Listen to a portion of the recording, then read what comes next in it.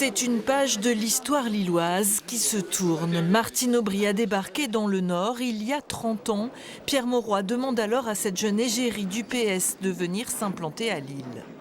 Je me sens bien dans le Nord, j'ai beaucoup de choses à apprendre et je le sais. Et c'est la raison pour laquelle je suis contente de rentrer dans cette équipe.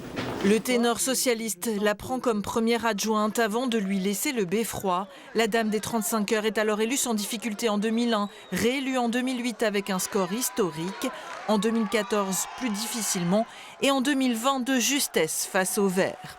Elle sera aussi présidente de l'AMEL durant 6 ans avant que Tourcoing et Roubaix ne passent à droite.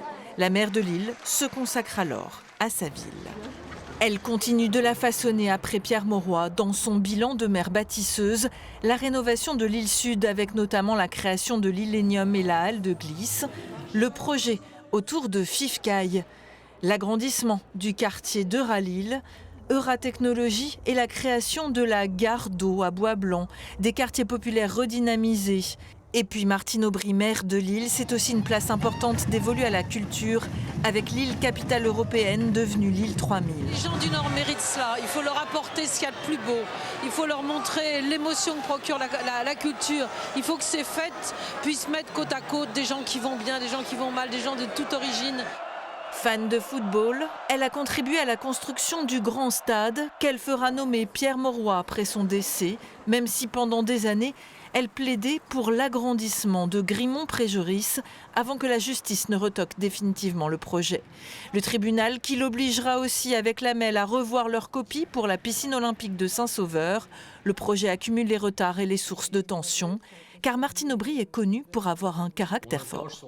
Martine, elle est naturelle, donc elle est comme elle est, mais elle va pas voir le journaliste en disant « Ah, bah, tu sais, moi je suis sympa, je rigole ».